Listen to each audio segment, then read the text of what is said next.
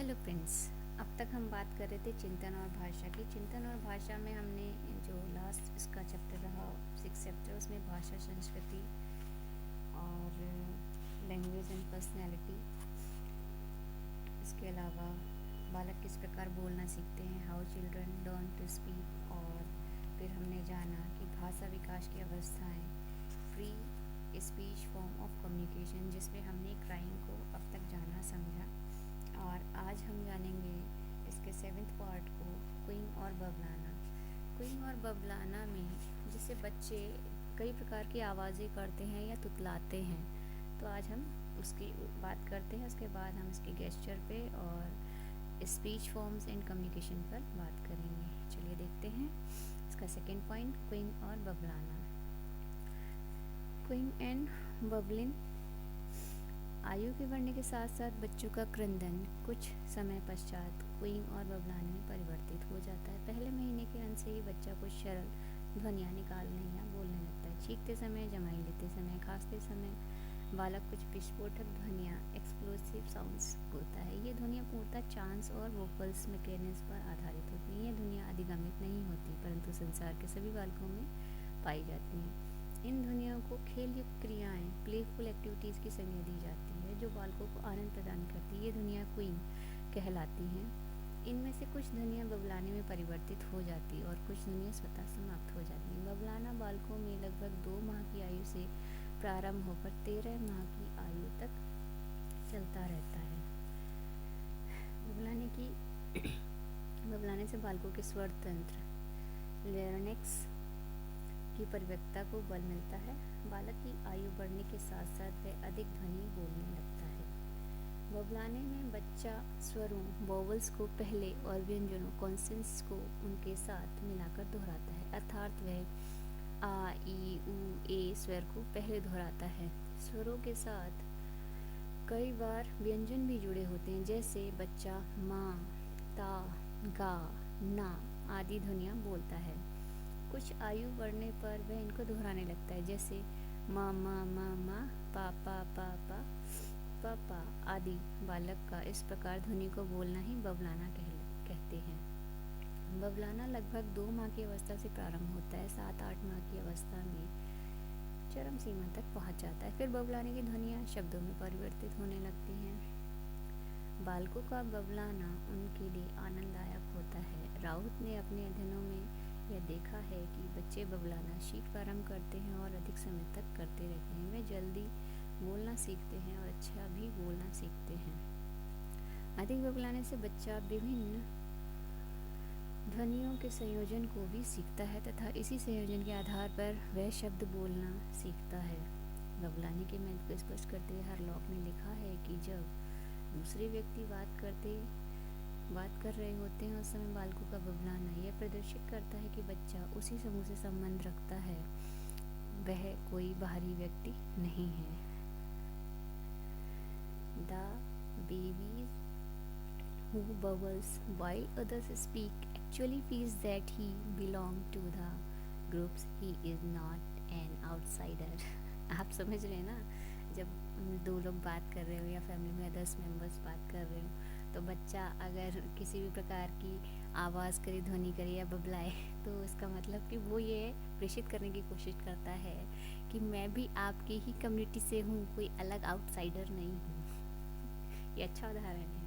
अब जानते हैं हाव भाव, गेस्चर। वास्तविक भाषा बोलने के पूर्व की अभिव्यक्ति में उपरोक्त वर्णित 2 माध्यमों के अतिरिक्त हाव भाव की अभिव्यक्ति के द्वारा भी बालक अपनी आवश्यकताओं की पूर्ति करता है। भाषा विकास में हाव भाव का भी महत्वपूर्ण स्थान है। बहुत देखा गया है कि छोटे बच्चे शब्दों के स्थान पर या भाषा के स्थान पर हाव भाव का उपयोग ज़्यादा करते हैं, जबकि बड़े बच्चे भी हाव भाव का उपयोग करते हैं, परंतु ये लोग शब्दों के साथ साथ हाव भाव का भी उपयोग करते हैं। हाव भाव के अंतर्गत बालक के शरीर के विभिन्न अंगों की वे गतियाँ आती हैं, जिनके द्वारा बालक कुछ कहता है, अपनी आवश्यकताओं को व्यक्त करता है। उदाहरण के लिए भूख मिट जाने और संतुष्ट हो जाने पर वह अपना सिर निप्पल की ओर से मोड़कर हटा लेता है, अथवा निप्पल को जबान से ठेलकर बाहर निकाल देता है। इसी प्रकार जब बालक अपने हाथ उठाकर मुस्कुराता है, तो उसका अर्थ है कि उठा लो।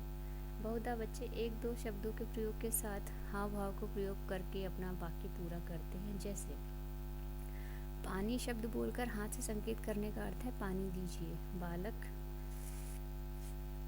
में भाषा का विकास जैसे जैसे बढ़ता जाता है उसके हाव भाव का प्रयोग कम होता जाता है। अब हम बात करेंगे वास्तविक भाषा की अभिव्यक्ति, स्पीच फॉर्म्स ऑफ कम्युनिकेशन। इसमें आपका जो 4th पॉइंट आ रहा है वो है आकलन शक्ति, कॉम्प्रीहेंशन। आकलन शक्ति वह योग्यता है जिससे वह दूसरे व्यक्तियों की क्रियाओं और भाव भंगिमाओं को समझता है। हरलॉक का विचार है कि बालक में आकलन शक्ति का विकास शब्दों के प्रयोग से पहले हो चुका होता है। साधारणतः देखा गया है कि बालक शब्दों को समझना पहले सीख लेता है और बोलना बाद में। इसी प्रकार से वह जितने शब्द बोल लेता है उससे कहीं अधिक शब्दों को वह समझता है। बालक की आकलन शक्ति में शब्दों के अतिरिक्त हाव भाव भी होते हैं। साधारणतः यह देखा गया है कि बालक उन वाक्यों को जल्दी सीखता है जिनमें शब्दों के साथ कुछ हाव भाव भी जुड़े होते हैं। उदाहरण के लिए गेंद उठाइए वाक्य बालक के सामने यदि हाव भाव अर्थात इस वाक्य को बोलने के साथ साथ उसे गेंद उठाकर भी कहा जाए तो बालक इस वाक्य को अपेक्षाकृत जल्दी सीख लेता है। मैकर्थी और साथियों का विचार है कि बालक में आकलन शक्ति का विकास लगभग 3 माह की आयु से प्रारंभ हो जाता है। इनमें उदाहरण दिया जाता है कि लगभग 4 माह का बालक अपनी माँ को देखकर मुस्कुराने लग जाता है।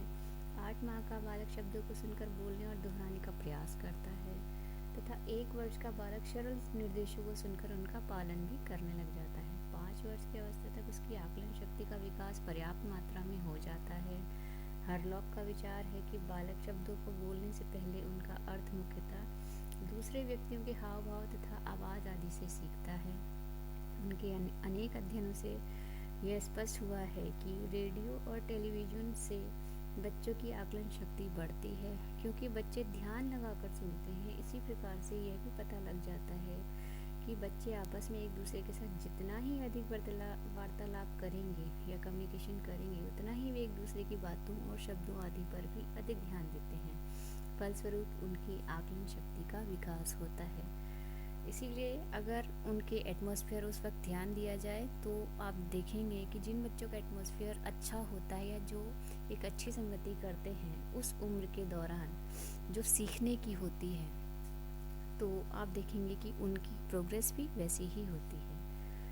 5th इसमें पॉइंट आता है उच्चारण, प्रोनाउंसिएशन। अध्ययनों में देखा गया है कि लगभग 6 माह का बालक अनेक ऐसी ध्वनियाँ उच्चारित करता है जो अर्थपूर्ण नहीं होती। लगभग 6 माह से लगभग 1 वर्ष के बालक में शब्दों के अनुसार उच्चारण की तत्परता या योग्यता आ जाती है। इस आयु में वह अनेक ऐसी सरल ध्वनियों को उच्चारित कर सकता है जिसका उच्चारण उसने पहले कभी नहीं किया था। वह इस प्रकार का उच्चारण दूसरे व्यक्ति के अनुकरण के द्वारा ही सीखता है। यदि बालक लगभग 1 वर्ष की आयु से दूसरे व्यक्तियों द्वारा बोले गए सरल शब्दों का अनुकरण कर उच्चारण करने लगता है परंतु अनुकरण की यह प्रतिक्रिया अति मंद गति से बढ़ती है। बहुधा बच्चे उन व्यक्तियों के द्वारा बोले गए शब्दों का उच्चारण करता है और अनुकरण द्वारा सीखता है जिससे वे अधिक संबंधित होते हैं। मैकर्थी ने अपने अध्ययनों में यह देखा गया कि बच्चों को यदि नए वातावरण में रख दिया जाए तो वह इस वातावरण के अनुसार उच्चारण जो करेंगे वो बहुत अधिक शीघ्र सीख लेते हैं। प्रारंभ में बच्चे के उच्चारण का कोई स्थिर और स्थायी उच्चारण प्रतिमान नहीं होता बल्कि उसमें विचलनशीलता अधिक होती है। शब्दों के उच्चारण की दृष्टि से बालकों में स्पष्ट व्यक्तिगत भिन्नता पाई जाती है। उच्चारण में व्यक्ति भिन्नता मुख्यतः निर्देशन से प्रभावित होती है। निर्देशन के अतिरिक्त वाचिक यांत्रिक वोकल मैकेनिज्म का विकास भी उच्चारण संबंधी व्यक्ति भिन्नता को प्रभावित करता है।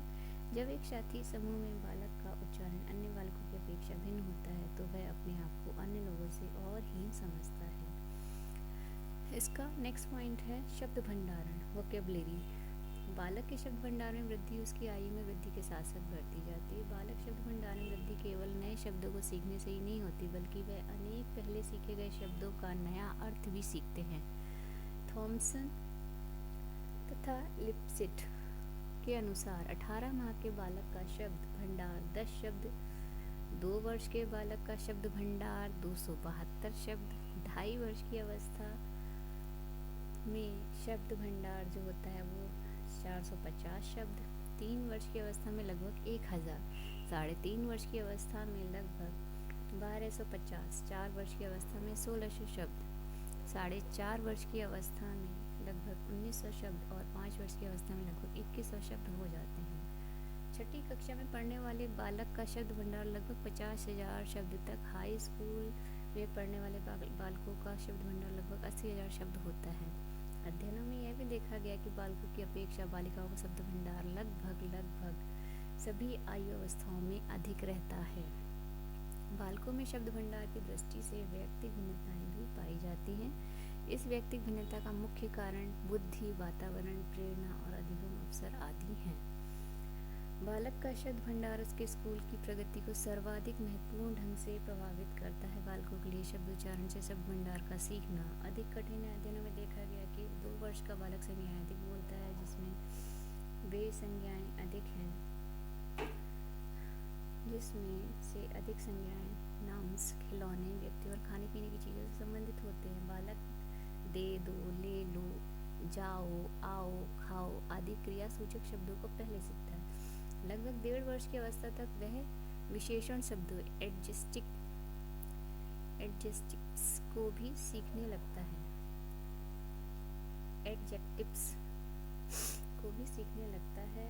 प्रारंभ में वह गर्म, ठंडा, अच्छा, बुरा आदि विशेषणों को खाने पीने से संबंधित शब्दों का साथ प्रयोग करना सीखता है। मैं, मेरा, तू, तेरा आदि सर्वनाम प्रोनाउंस का भी वह प्रयोग लगभग 2 वर्ष की अवस्था में करने लग जाता है। लगभग 5 वर्ष की अवस्था तक वह वयस्क व्यक्तियों की भांति बोलने लग जाता है। बालकों का शब्द भंडार मनोवैज्ञानिकों ने 2 प्रकार माना है। पहले प्रकार की शब्द भंडार सामान्य शब्द भंडार जर्नल वोकैबुलरी है। सामान्य परिस्थितियों में जिन शब्दों का प्रयोग वह करता है वे सभी शब्द उसकी सामान्य शब्द भाषा के अंतर्गत आते हैं। भाषा में वह संज्ञाओं से संबंधित, नाउन से संबंधित शब्द बोलता है। अनेक संज्ञाओं को सीखने के बाद वह क्रियाओं से संबंधित शब्द लो, दे, दो, पकड़ो आदि शब्द सीखता है। लगभग 1.5 वर्ष की अवस्था में यह विशेषण शब्दों का प्रयोग सीखता है।